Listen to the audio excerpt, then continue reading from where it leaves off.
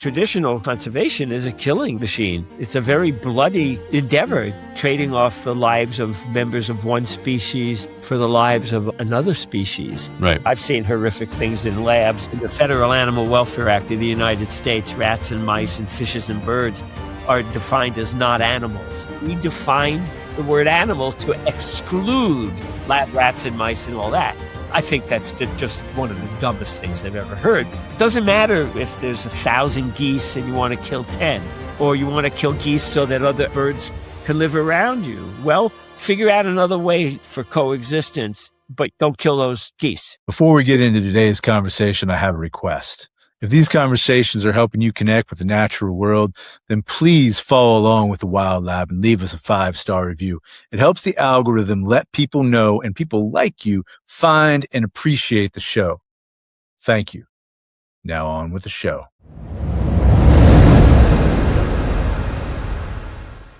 Marc Bekoff, welcome to the Wild Lab. Thanks for having me, Ned. Looking forward to our chat. It's a pleasure, man. It's really a pleasure. Hey, I want to talk to you about a lot of things. You know, as I said before we jumped on, I want to talk to you about competition paradigm, animality, animal emotions, morality, deep ethology, all these things, because you're a man who's, I don't even know how many books you've written at this point, Marc. I mean, probably like over 30 or 40 or something, I would imagine. Somewhere around there. It's a lot. It's a lot. You have a huge field, or you have a huge resume and just a wealth of knowledge that you've shared with the world. And before we get into it, I really kind of want to know who Marc is, right? So I know you grew up in Brooklyn. I know you grew up in the city, and I'm really curious about how a boy that grows up in Brooklyn and has transformed into this man who spends decades in the wilderness studying animals, studying coyotes and wolves and all these things. So how did that, talk to me about how that happened? Yeah, well, I mean, I was born in Brooklyn, New York, and my folks were very permissive about my walking through the streets because it was safe back then. And I used to just talk to all the animals, and I had that requisite goldfish on the counter in my kitchen. And I used to talk to the goldfish, and I always used to ask my folks and others around when I was a kid, 2, 3 years old, what the animals were thinking and feeling. Mm-hmm. And I wrote a book in 2002 called Minding Animals that came from conversations with my folks, actually, because I was minding them in terms of never doubting that they had deep thoughts and feelings, sure, and minding them by really caring about them. So I know it sounds passé, but I really think it was in my genes, and I think my mom's being an empath and my father being just a total optimist just played a role throughout my life, because I would talk to my folks about feeling the emotions. You know, what is that bird or cat or dog or rat? Brooklyn has, I don't know, Brooklyn's gentrified now, but it had rats back when I grew up. I'm sure they're still there, but yeah. They're still there. But so yeah, it just came naturally. I know it sounds bizarre, but to some people, but that's really the truth of the story, is that if I could have articulated back then what I want to be doing for the rest of my life, it would have been what I wound up doing for a long period of my life. Yeah. I mean, and it doesn't sound bizarre to me, man. I think because Wilson talks a lot about biophilia, and I think it's just really a part of who we are as humans, is we are innately connected to nature and to the natural world. And so I think perhaps maybe it sounds bizarre for the person who's still living in Brooklyn and it doesn't feel like they have a connection to that. And I think for me, no, I mean, it really does make perfect sense. And yeah, that's a good that's actually a good point, because I know people who coincidentally grew up not far from where I was in Brooklyn, who have the same kinds of proclivities, if you will. Yeah. So I think when you're a kid and you're just allowed to explore and do the things you like to do, there might be more of that, because I'm sure other kids' parents at the time would have said, oh, don't go near that dog, they're dirty, or the cat will scratch you, or don't go near a rat because if they bite you, you'll die, blah, blah, blah, or don't ants and insects don't count. I never got any of that. And when I would talk to the goldfish, I only knew I talked to the goldfish when I think my mom told me that. They didn't laugh or or just write it off. Mm-hmm. And those childhood experiences are profound. Jane Goodall was a very close friend of mine and colleague, and she had the same experience with her mom as I pretty much did with my mom and dad. That she would come in dirty, covered with mud, put ants under her pillow, Right. lay eggs. Yeah. But I think it's critical, and I really, Totally. I do a lot of work in Jane's Roots and Shoots program now, and I just got done leading a class, and these kids were just beyond belief not only knowledgeable because they can get on the web, but also just passionate. But I mean, kids, 5, 6 years old talking about things that I didn't probably think about till I was in high school or college. So there's hope there. And every now and again, when I meet one of these kids' parents, or both parents, it's clear where they're coming from. So the home environment's critical in terms of generating a passion for nature. And I was always outside. We'd skied all winter. I was, through my high school, college, I ran track. I had to be outside. That was basically it, you know. So yeah, I from the outside in, people tell me they're not surprised at what I wound up doing, and I'm not either. But it definitely was nonlinear. I think those are the best kind of stories, really, quite frankly. I mean, my story is definitely nonlinear as well. I grew up on a farm in rural Ohio, riding horses and doing farm things, hunting, fishing, doing all those things, and then trained horses for many, many years, and then got into academia. Now I'm a professor, and I'm also running a wilderness leadership school. And so, there is a through line through that, which is always my connection to animals, and also which is one of the reasons what drew me to you, which was I knew intuitively from all the things that I did, spending time in the woods, even just with my back against a tree, or with a horse, or with a dog, or with whatever it happened to be. I knew that animals had feelings. I knew that they had emotions. I knew that they were their own individual things. But that's not what was reflected in teachings. And that's not what, I mean, maybe for my family, but at school, those aren't the things that people would teach us, right? No, they would actually prefer to have you unlearn that, if you will, genetic inclination, predisposition. Yeah, sure.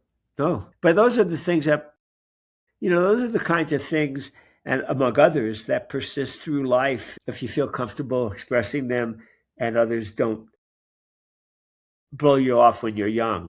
As you get older, you get thicker skin, and if people want to disagree with me, they have to be nice to me, and and I'm nice to them, and we reach a point where I'm not going to change and you're not going to change. So we can go get a beer or talk, but don't try to change me, and I won't try to change you. Listen, I'm with you. My grandma always used to say, and she was a wise woman, but not perfect by any stretch of the imagination. She would always say that change a person against his will, they're of the same opinion still. Right? Yep. There you go. And so I've listened to that, and I think I'm with you on that. So it's from an early age, right? That animals had this inner life, and that science wasn't taking it seriously. When did that, I don't know, your academic training, did you go directly into that, or when did that actually become a pursuit and a passion that you knew you were going to spend the rest of your life with? Was there a moment with an animal, or was there a moment in the classroom, or when did you know this is how I'm going to spend the rest of my life? Yeah, I'm not quite sure. I mean, when I was in elementary school, I didn't want to pith frogs, which was the standard SOP at the time, or cut up earthworms and watching them wiggle. I really did not, because it didn't feel right. And I had one teacher who grokked it, if you will, and understood. I said, it just does not feel right to do this. And she said, well, it's part of the curriculum. So I think my mom may have actually interfered and said, my son doesn't want to do this, and it's okay. So that was part of it. Another was I just spent, we moved from Brooklyn to Long Island when Long Island was really pretty uninhabited, although Nassau County, where we moved to, became the fastest growing county in the country, which is not something to be proud of. Right. But really, I had woods, and I was outside all the time, and my folks allowed me to. And people laugh when I say it was safe. It was. It was really safe for a young kid to walk to school, ride their bikes to school, hang out in the playground. I mean, I really mean that. And that freedom was really, when I say the freedom to do that was liberating, I know that sounds weird, but it really just allowed me to just say, I'll be home before dark, or go out Right. early in the morning when it's dark so I could go watch the neighborhood squirrels or foxes. But I think I was really always going this direction. And then in high school, I didn't do any of the dissections. In college, I just refused to do any of the dissections on, prepared cats and or whoever else they chop up. But it was in getting a master's. Right after I graduated, it took a year, and I got a master's, and the teacher sort of marched into the room with a rabbit. It was a physiology class. And said, here's our subject today, and I'm going to kill it using a punch, like a rabbit punch, named after him. That was it. I just walked out of the class, and the teacher he was a really nice guy. He had trouble understanding why I didn't want to be there when he killed the animal. But once again, he was kind of permissive. I mean, he thought it was bizarre. Why am I a master's program in biology? So that was part of it. But really part of it was just luck in terms of I was in a program and I really didn't want to be in it. And I went to Washington University in St. Louis for my undergraduate degree. And just coincidentally back then, before, people don't realize that it was before there was faxing and the web and texting. Before faxing. I went down to get my mail, and there was an announcement. There was an announcement that the psychology department of Washington University had just hired somebody named Michael Fox, and that he was accepting applications for grad school. And he was doing work that I wanted to do at the time. He was looking at the development of behavior in wolves and dogs and coyotes and hybrids. And I would have never known it. I never really went down to get my mail. So it was a coincidence. I don't believe in coincidences, and I really mean that. I'm with you, So by that the was way. coincidental. And so I left the program and got my PhD with him at Washington University. It was really a degree in animal behavior. There's a lot of biology. It happened to be sitting in the psych department, but I really didn't take much psych courses. It was really more animal behavior, ethology. He was really trained in ethology. And likewise, when I wound up in Colorado, I had gone down to check my mail when I had a temporary job at University of Missouri. And there was a job opening for an ethologist at University of Colorado Boulder, where I've lived for decades. And the applications were due the next day. They were looking for somebody studying carnivores. So I called the guy who was running the search committee. People actually used to talk to one another. And I said, I think this is a job for me. This is what I've done. And he was great. He was really excited. And he said, well, I can hold the applications open maybe for an extra day. Can you FedEx it? And yeah, it wasn't like it probably cost $400 to overnight my application and some of the publications I had. But once again, it unfolded in a way that really worked for me. And I don't believe in coincidences.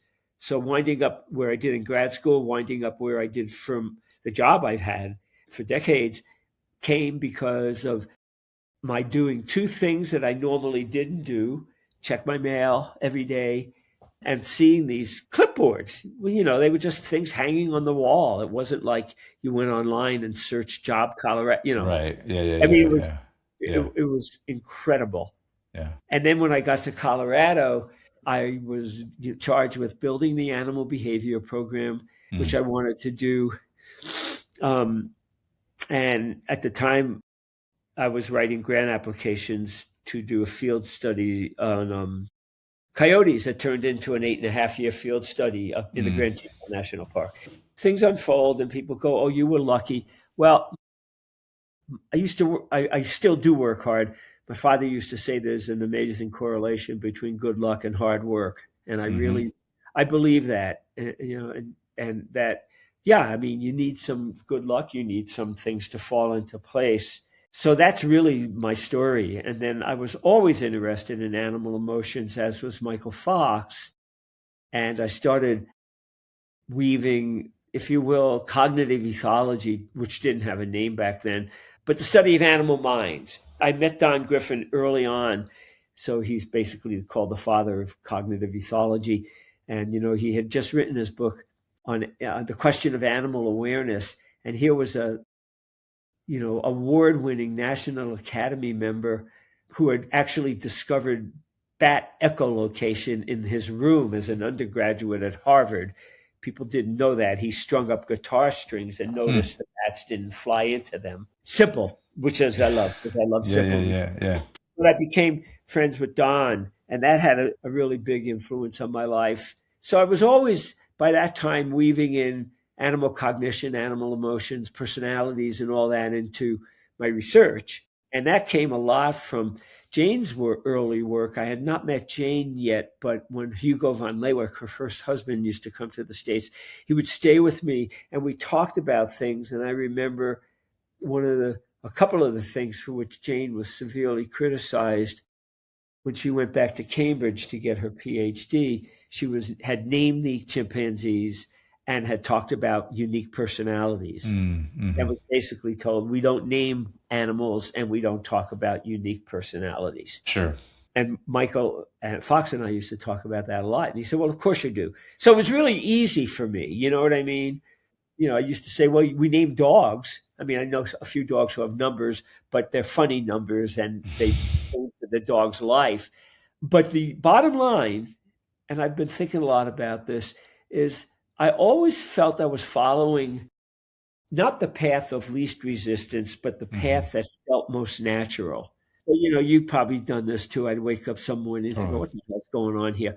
Why am I doing this when I could do something else that would be a lot easier, less resistance? And no, most people I know who are successful work hard. I mean, I don't, it's not a self-serving way. And you work hard and you win some and you lose some. But it's also important not to get defeated by the cumulative failures, if you will. Yeah. A lot of people did not like my research back then, although I got a Guggenheim Fellowship and others, because I was talking about animal minds and animal personalities and consciousness and sentience and pain and suffering. And you just don't do that. And I'm thinking, why not? Yeah. No, I remember that as well. I have a follow-up question to that. It's something that's really burning in my mind. But I remember that as well very vividly when I wanted to study animals and I was doing animal science in my dissertation for my PhD. And people kept telling me, well, no, listen, you can't ever, the Thomas Nagel thing, what's it like to be a bat, right? Yeah. Like they kept feeding me this stuff. And it's like, well, you're never going to know what it's like to be a horse. And I'm like, that just doesn't feel like, that just feels like an academic dissonance to a very lived reality that's different than that I have experienced. You're not going to know something if you don't look at it and study it. Well, that's true for sure. You know? And people didn't realize how the tedium involved in field work. It's not. It's a hard job. Yes, it's fun to be outside and it's exciting to see wild animals, but it isn't fun being out from 4 a.m. till midnight. It's not fun when we studied coyotes, having to be out there when it was minus 72 degrees in Jackson Hole, Wyoming, or 105 degrees in the summer. But what you're saying is really so, because people would say, oh, I'm surprised coyotes did this, or surprised that foxes or wolves do this. I'm going, why would you be surprised? Nobody's biking studied it. I mean, no, I mean, seriously. Yeah. So anyway, Well, I want to ask this question because it was burning when you said it. You said it a number of times. You don't believe in coincidence. And I got to ask, man, if you don't believe in coincidence, which I agree with you, I'm curious what you do and where that comes from. A lot of it just comes probably from growing up in a household where I don't think either of my parents believed in coincidences. Maybe they explicitly said it, but just I really think when you're open to what's happening around you, what people would think is surprising or coincidental, if you will, is not. And I think part of it comes from being an ethologist, where there's a philosopher, Matt Halterman, who I met recently in Denver, and he's written an excellent book. And he talks about what's called slow watching. And slow watching is what ethology is all about. You watch the animals carefully. Think of Jane Goodall's early work, George Schaller, Baruti, Gaudicus, all the early field workers. And it's slow watching. So when you're watching what's going on around you and you're watching the animals or people around you, you're picking up things that maybe lead you to believe that what others would have thought were just happenstance, coincidental, are not, because you've seen the details. That's exactly what I've been doing, and Jane's been doing, and a lot of ethologists have been doing. It's called slow watching. Slow watching, yeah. I just love the phrase, and he's a damn good philosopher. I just think that in my life, I mean, my friends know this, that more than once a week, if I think of somebody or something, and I think of somebody who I haven't had contact with in decades, I get a phone call or a text. Yeah, or I bump into somebody in the street, and they'll laugh. And they'll sometimes say, well, it's probably somebody you don't want to see. No, it's usually somebody I do want to see. Yeah. And I've gotten a few emails over the last few weeks, including some kids who took my course in animal behavior 45 and 50 years ago. Just, when I say out of the blue, it is out of the blue. But then they'll say, you said, I had this woman write me about 10 years ago. She took my class about 35 years ago. Her son is in middle school or high school. He hates zoos. And she said, all of a sudden we started talking, and I remembered a lecture you gave on zoos 35 or 40 years ago. So she emailed me, and I remembered her. I mean, I think this, and once again, people go, well, that's very voodoo and that's very spiritual. Well, be that as it may, there's a lot of stuff going on in the atmosphere right outside my window as you walk around, that it's happening whether you like it or not, and it's happening whether you're there or not. Yeah. And I think being an ethologist means that, just think of the details that Jane and others have from their work. And that's from slow watching named individuals over time. That's really what ethology is all about. Yeah. Who, remind me again, I have this concept of slow watching. It's a new phrase for me, but it's one that I do a lot, even just from what you're saying. It's a lot of what we do at my school as well, in various ways. Who did you say coined that term? Is that you said? His name's Matt Halterman, and he's in Michigan. And I'll find out where he is. Yeah. Okay. Part of what I'm hearing in that term, slow watching, it seems to me to be very much related to a term that I think you coined it. I might be wrong, but deep ethology, right? Which stems from this concept of deep ecology, which for listeners who don't necessarily know, in the simplest terms, that nature has intrinsic values and that humans are not more important than any other living beings. Right. Can you explain a little bit what deep ethology means and what that looks like in practice? Yeah, I could have probably done it better decades ago because I hadn't thought it through. But yeah, it just comes from deep ethology, sort of from deep ecology, but looking at process, paying close attention to what animals are doing and saying and feeling, how they express themselves. But the deepness really comes from getting into their hearts and minds. Right. That's really the basis of when I came up with the term. And I believe Michael Tobias, who's also a prolific writer, he may have coined it around the same time, or we maybe did it together. Not important, to be honest with you, but I used it in a book he edited some years ago. So it just meant getting deeply into ethology. And part of getting deeply into ethology, if you're interested in animal behavior, is to try to figure out what animals are thinking and feeling. Yeah. Yeah. And how do you do that? Well, once again, slow watching, taking notes, not being afraid to attribute personalities and feelings and emotions. After a couple of years, I just never even use the word anthropomorphism in my classes because it's useless. My student, it's just useless. Oh, you're just being anthropomorphic. No, I'm not. I'm watching the animals. And if I happen to use a the same words that we use for humans, then so be it. Yeah. And over the years, some people have suggested using words other than the ones we use for human emotions. That's ridiculous. I mean, there's evolutionary continuity. I mean, all this. But that's what it's all about, is watching animals. I have birds on my porch. What are you thinking and feeling? Why did you run away? Why did you fly off? Why did you appear? What are you thinking about when you're peering out into space? It's not like you're just spaced out. You're probably looking for food. You're looking for who's around. So the depth comes from looking at them slowly and deeply, and the depth also comes from wanting to know what's happening deep in their brains and their hearts, if you will, which is really what cognitive ethology is all about. Yeah. Yeah, I feel you with that. And I think, to add on to the slow watching part, to me, and maybe this is part of slow watching, like I said, this is my first time hearing the word or the phrase, but to me it also means like following the tracks of an animal, putting my body in relationship to where a coyote's body or a bear's body or bobcat or whatever it happens to be that I'm following, putting my body in relationship to that animal's body. And in order to fully understand not only what that animal was doing at that particular time, was he stopping to look at prey or stopping to get a drink of water or whatever, or was he moving fast or slow, but also the story of the ecosystem and the land that tells of what that animal is doing in that particular landscape at that moment. Precisely. I always say stepping into the paws of a wolf or a dog, or the claws of a crab. Right. Yeah. No, absolutely. Yeah. Trying to imagine what life is like for them, given their sensory and motor capacities and given how they live. Yeah. And that's where the best ethology comes from. It really does.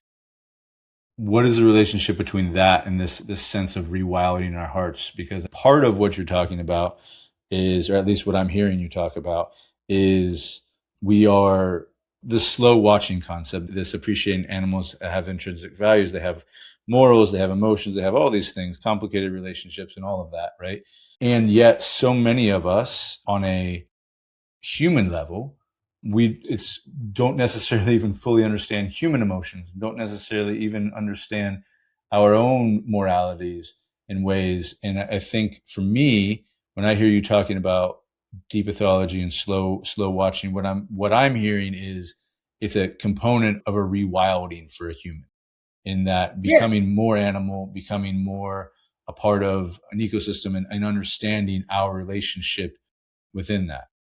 Totally. Yeah. No, you hit it right on the head. That deep, in my book, Rewilding Our Hearts, I talk about deep ethology. Yeah, they're all related. And, I hadn't thought about it this way, but the more deeply you go and the more you feel interconnected with, say, other animals and their homes, because rewilding your heart could be forming a deep connection with a locale, a habitat. Yeah, the deeper you look, the more wild you will. It's hard to put because we are so unwilded. For sure. So the rewilding process is almost bringing us back to where I feel I should be and where I feel the most comfortable. Yeah. Because education unwilds you. Yeah. Well, you and me both, man. So like I'm with you. Like even this interface in which we're interacting, I would very much prefer if it was like having some sagebrush somewhere and just nestled down. But I know that some of your concepts have been triggering for some people in some instances, in this concept, maybe less and less so these days. But like, the concept of, but academically for sure, the concept of animals being individuals, and the concept of animals having emotions, and the concept of animals having morals, butts up against a long history, a long paradigm, I should say, of anthropocentrism, essentially, right? And I'm curious, why does it, I feel the best way to answer this question for you, but piss people off? Yeah, essentially, yeah. Because it's a paradigm shift. You're going against what they've learned in paradigm science. I don't mean it as a criticism. Some very bright people do paradigm work. They just do the same thing as their mentor and their mentor's mentor and mentor's mentor's mentor. But it's challenging people because a lot of people say, well, it's not scientific, or they come to it with arrogant anthropocentrism, thinking we are separate from and above other animals. Or no, mice can't possibly display empathy and feel the pain and emotions of others. And now we know they can read the faces of other mice. I mean, stuff like that. It also puts people in a tricky situation who like to torture animals in research in the field or in the lab, basically, because if you admit to sentience and you admit they have unique personalities and you admit that they care about what happens to them and their families and their friends, by the way, then it's harder to do the work. Yeah. Yeah. I mean, that's for sure. Yeah. Yeah. So, I had people say, well, you're just making my research life tough on me. And it wasn't necessarily said in a totally derisive, insulting way.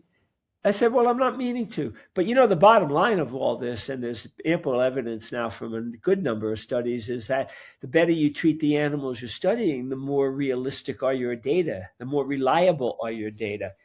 Because when you go into the field and do field work, just your presence could be stressing animals. So you could be studying behavior of stressed robins, stressed wolves, stressed coyotes, stressed fill-in-the-blank animals. Yeah. And there's a woman in Australia named Gisela Kaplan who's been looking at that, particularly in avian research, because people ban them, they trap them, they write them off as being dumb when birds are anything but dumb. For sure. And they think that these, quote, lower animals, and they're not lower, don't feel as much pain and suffering, and they're not ascension. And somebody once said that to me, and I said, well, what do you mean ascension? They could not answer the question. I said, there's not degrees of sentience. My pain is my pain. My joy is my joy. Your pain is your pain. Your joy is your joy. And if you have a higher pain threshold than I do, and something doesn't cause you pain, it can still cause me pain. It's just it's some of the dumbest stuff I've ever heard from bright people. It just, it makes no sense to me at all. But things are changing. When I redid the first edition of The Emotional Lives of Animals was published in 2007, and an updated version was published in April 2024. 17 years later, I added about 300 references, and not a single reference said that we are doing enough for animals and we can do less. Not a single reference said that, well, no, so-and-so who you thought was sentient isn't sentient. I mean, not one. So what I'm saying is that you're basically unbalancing these people who came to science, have a certain view. Some of it's anthropocentrism. Some of it's just total scientific arrogance. Don't tell me what to do. Well, for sure. Yeah. But times have changed. Times are really changing. I do a lot of work with Jane Goodall's Roots and Shoots groups, middle school and high schoolers going off to college who want to do ethology, want to do non-invasive research. A lot of undergraduates, a lot of younger grad students, a lot of people who are early in their professorial life. They do not want to harm animals to learn about them. And bravo. Yeah, the idea, I've heard you say elsewhere, well, and this is like part of where your compassionate conversation idea comes from, or not necessarily idea, but like your theory of compassionate conversation, right? Which is do no harm and the life of individuals matter, which is not the conservation model that we, at least in the United States, or really actually anywhere, I don't think. I wonder if you could talk just a little bit about what that means. Compassionate conservation? Yeah. Yeah, well, I mean, I started writing papers with a philosopher named Dale Jamieson decades ago, and we were writing a lot about the importance of individual animals. So traditional conservation is really based on species, populations, groups of animals, but the life of every individual matters. So one of the roots of, or basic tenets of compassionate conservation is that the life of every individual matters. So it doesn't matter if there's 1 million brown rats. You can't just go kill 1,000 because you don't, because each of those 1,000 rats who you want to kill are alive and sentient and have unique personalities and lives. That's the biggest thing, actually, that traditional conservation is a killing machine. It's a very bloody endeavor, trading off the lives of members of one species for the lives of others of their Hmm. species or others of another species. Right. And so there was a lot of resistance to that because a lot of it based on sentience, a lot based on the fact that every individual's life is valuable and has inherent or intrinsic value. They're not only value they're not only valuable because of what they can do for us, as you know, that's instrumental value. Hmm. They're alive. And if somebody came to me and said, there's too many of you who look like you or act like you or dress like you, and we're going to kill you. Yeah, I prefer that you didn't. I Hmm. mean, so that really irritated people because they think it's anti-conservation. But the fact of the matter is, people who practice compassionate conservation are also interested in maintaining and building biodiversity. We're after the same goals. We're just going to Hmm. do it in a non-killing way. And a couple of months ago, there was this paper that was, even for philosophers who tried to read it, was just one of the most jumbled messes I've ever seen. But the bottom line was that different schools of philosophy allowed for humans to kill other animals. I could also see where you could write that and say different schools of philosophy do not allow that. But the Hmm. reason I'm saying that is some very well-known biologists signed on to it, basically giving license to just going out and killing animals. I mean, that's really what it came down to. Hmm. So I'm just saying that killing is the easy way out. You Hmm. know, it just is the easy way out. You know, there are different successes in compassionate conservation. Animals aren't being harmed or harmed as much. And it's the wave of the future because of the change in the moral compass of a lot of people doing animal behavior research. It just is. And like I Hmm. said before, the data collected from more humane research, the data are more valuable and more realistic. They just are.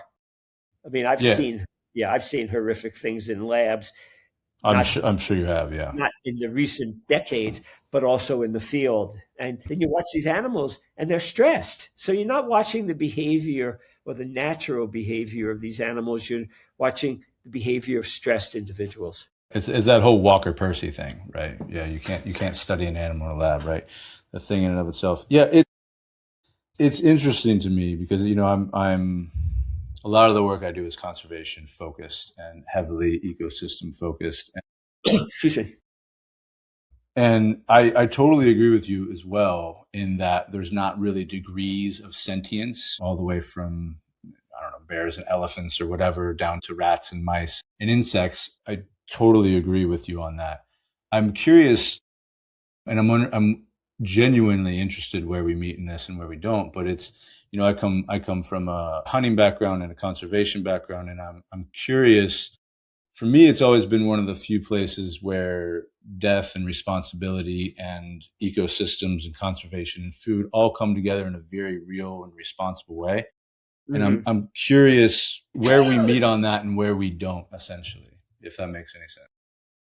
Yeah, no, I appreciate that. I'm not sure where we would meet, but I just think that when people do things, they've got to really think them through as to what they're doing and why and who's being harmed along the way. That's just something that I think is really important.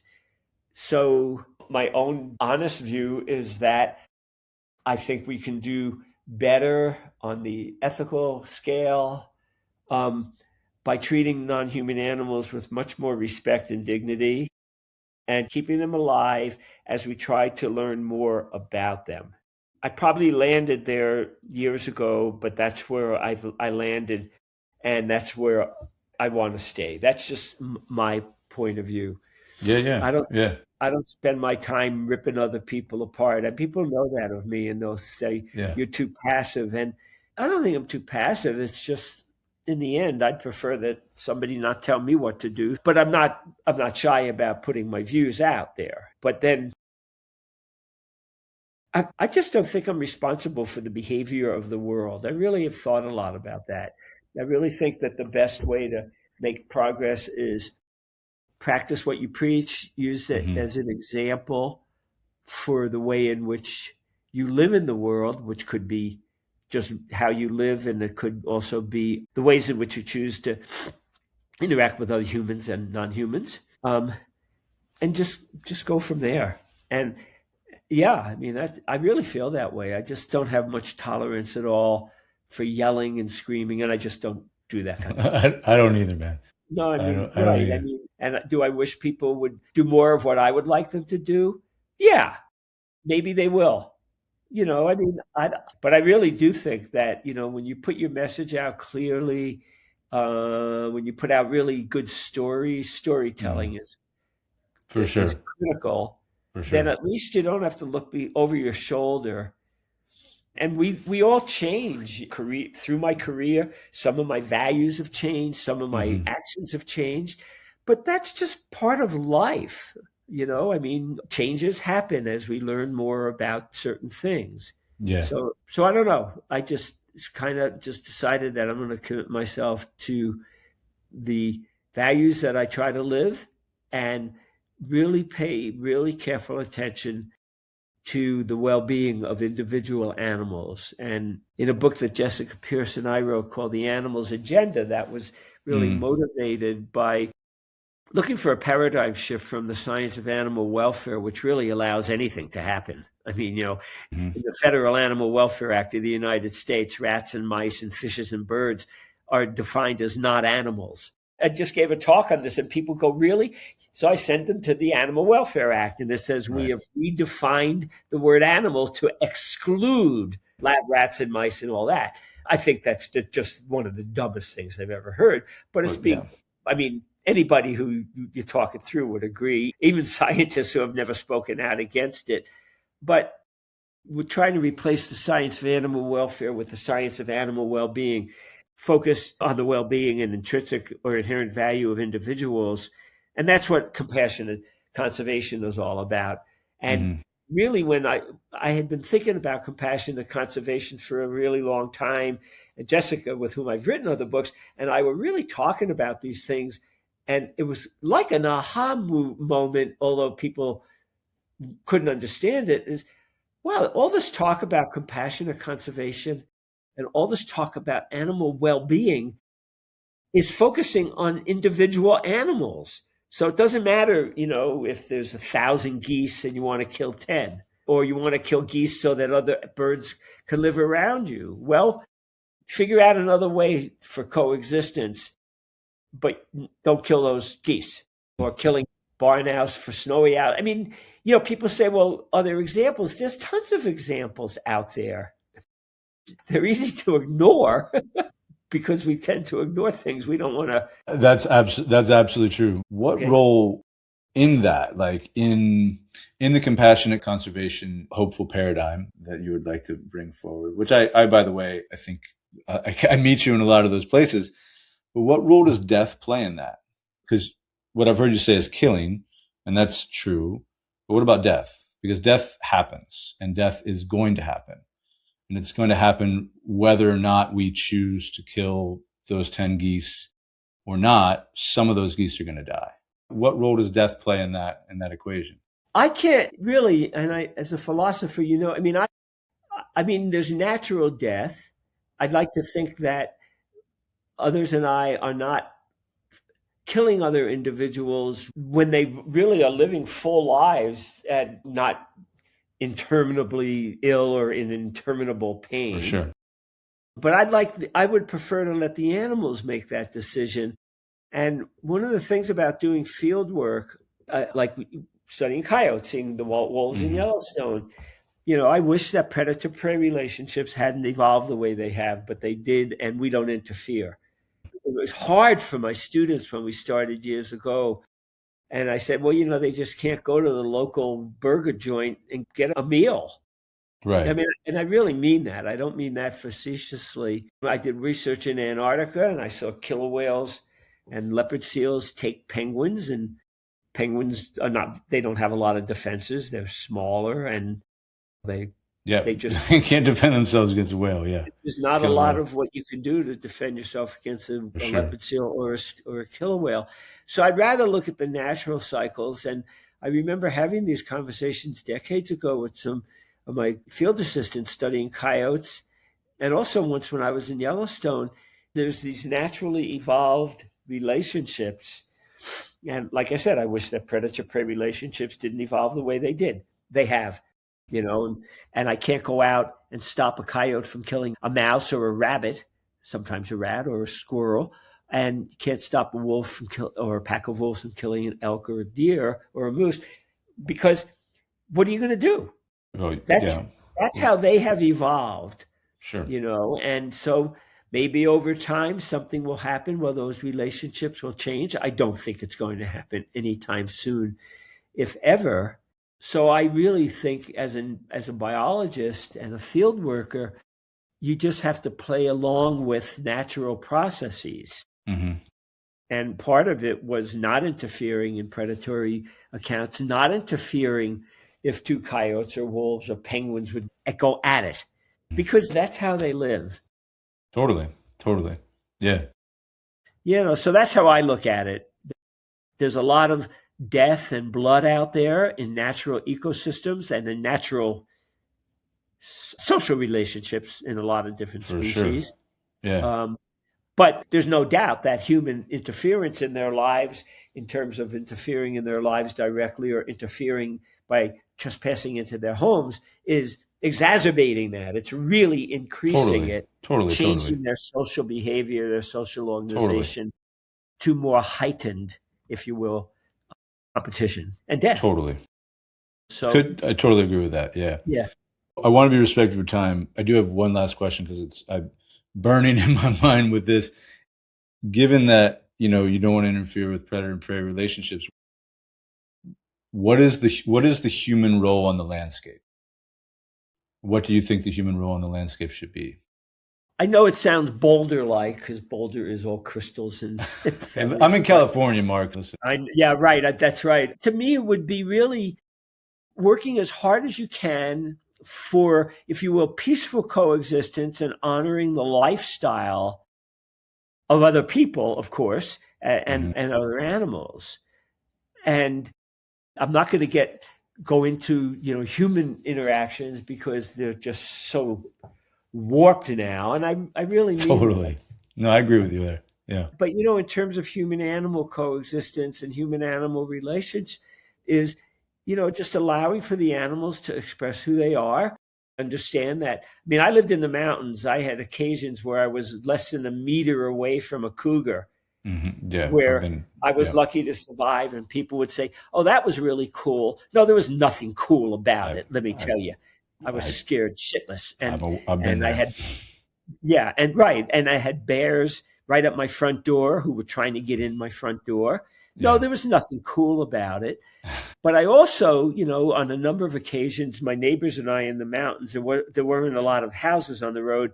On a number of occasions when people came up who wanted to kill, or they'd say euthanize, you're not euthanizing a healthy cougar or bear. You're murdering the animal. The bear and cougar weren't suffering. They were suffering maybe because we live there. We would not allow it. And not in a self-righteous way. We just decided, well, you get surprised. The occasions that I was this close to cougars were, I backed into one. I didn't know they were there. They didn't say, "Hey, Marc, I'm here."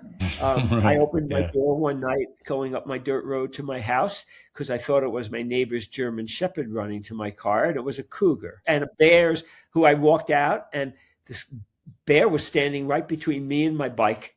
I used to ride down to town to go on cycling trips. And I threw my bike at the bear, and I went, "Oh my God, I hope he catches it," because it was a really nice bike. But I couldn't get upset. You know what I mean? Yes, I was upset. Of course. But, the bear once sat on my deck, and I almost missed a plane to Europe. Mm-hmm. I had loaded all my bags, my wheelie, and everything into my car, and I was getting ready to drive to the airport. I opened the door, and there's this huge black bear sort of like leaning against my car having a smoke, not literally, casually there. Yeah. You've had these happen. And I ran into my house, and I'm looking at the clock thinking, I'm going to miss my flight from Denver to Chicago to Europe. The bear strolled off. Yeah. The point I'm trying to make is that, no, I didn't sign a petition to kill the bear or kill the cougars.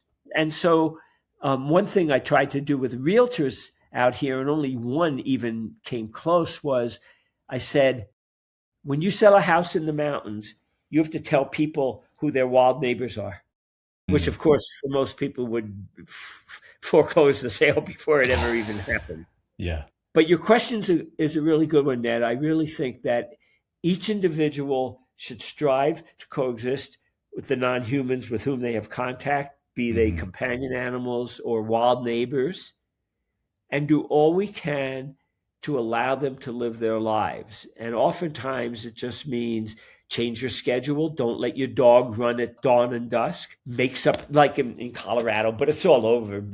Use bear-proof containers. Don't, one of my neighbors used to leave garbage in her locked car, and bears would tear the doors off it. Yep. Because bears have a good sense of smell.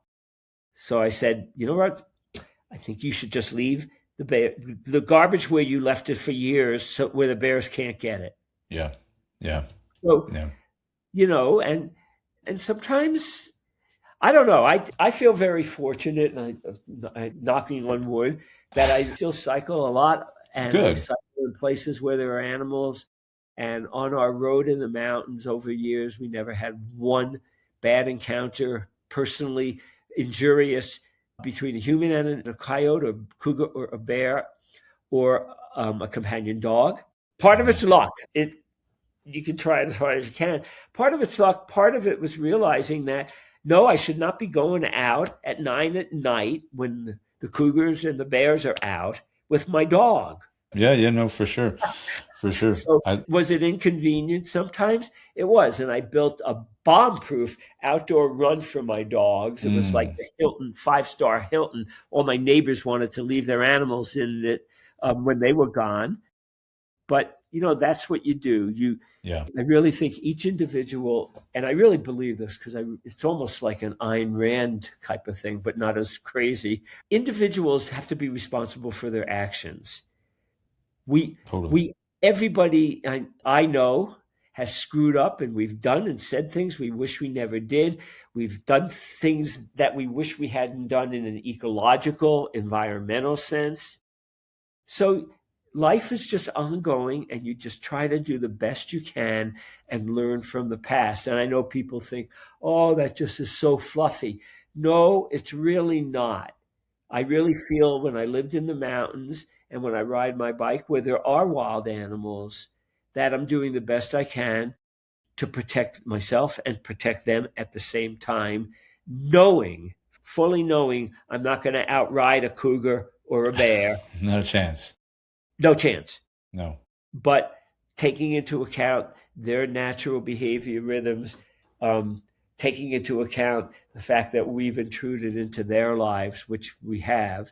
But the way I tie it together, because I know we're running over, is that by rewilding ourselves and trying to tune into the natural areas, or some are unnatural now, but say the outdoors where we live and where we spend a lot of time, by taking into account the lifestyle, the sensory and motor capacities of the other animals who we see when we're out there, we can do a lot better. We really can. And that I just have heard from so many people in all parts of the world, because I traveled a lot, by thinking, does that neighborhood animal like this or not? Am I intruding into their lives? By making really simple changes, we can coexist in a much more peaceful way.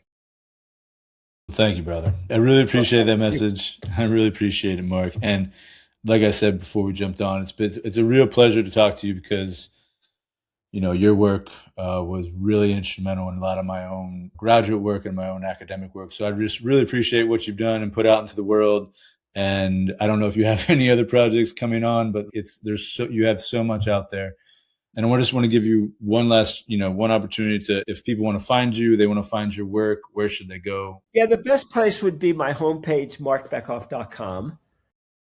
And, I don't know when this will air, but sometime in May, I've got a co-authored young adult book coming out on animal emotions and compassionate action. Great. I'm really excited about it. It's really for kids 12 to 18. I know. Beautiful. 16 or 18-year-olds don't think they're kids anymore, but I did when I was 16. Yeah. I didn't want to be called an adult. And then Jane Goodall and I have a young kids book coming out next February that we completed before she passed away, which is it's just been a rough time for me, Yeah. in all honesty. But we completed the text, and she never got to see the artwork, but she would love it. So our young kids book will be out in February 2027 on time. Right on. Well, Marc, listen, man, I just want to say I'm deeply sorry for the loss of your friend, and I know how difficult that is. I've just lost one last week as well, somebody very dear and near, a mentor to mine, and so I just want to offer my condolences. Well, thank you. Yeah, it's I always say you got to ride the roller coaster of grief. Yeah, and for sure. I got the proofs for the kids' book about a couple of weeks ago, so it's just sitting right here. We keep going through it. It's really complete, though. Jane and I really work the backsides off on it, and but yeah, when I talk about it, and sometimes I just kind of look around. I have all these pictures of Jane and me, and I go, "Oh shit!" If you honor the grief, it's like honoring. It's you honor the downs and the ups. Yeah. You can have a relatively balanced life. So I talk to her every day. I'm thankful for the decades of close friendship, writing, and a lot of scotch. And she may be listening to us right now, for all I know. Yeah. Well, honor the grief. Yeah, brother. All right, Marc. Listen, man, I know you got to go. So it's been a pleasure. Yeah, hopefully continue the conversation down the line. Yeah, let's please do. And thank you to all the people who listen to this. And if you have questions, feel free to email me. Yeah, I appreciate a very frank and very deep and useful discussion, Ned. So thank you. No, you're welcome, Marc. It's my pleasure. We'll talk to you later, brother. Take care, buddy. If today's conversation stirred something in you and you're left wanting a little bit more than just another podcast, then I want to invite you to join us in the wild. Once a year, I invite a small group of men into California's Eastern Sierra for a primal hunt academy. Together, we learn to track bear, understand the landscape, and participate in one of humanity's oldest relationships with the natural world, the hunt. This isn't about trophies, but rather it's about learning about where your food comes from. It's about stepping fully into the realities of life and death. And it's about discovering what becomes possible when you slow down long enough to truly belong to a place. Listen, if this speaks to you, I'd love to talk. You can learn more, or you can book a call at walkerschoolofthewild.com. In the meantime, you can check us out on Instagram at Ned Weidner, or on the web at walkerschoolofthewild.com. Until next time, stay curious, stay connected, and stay wild.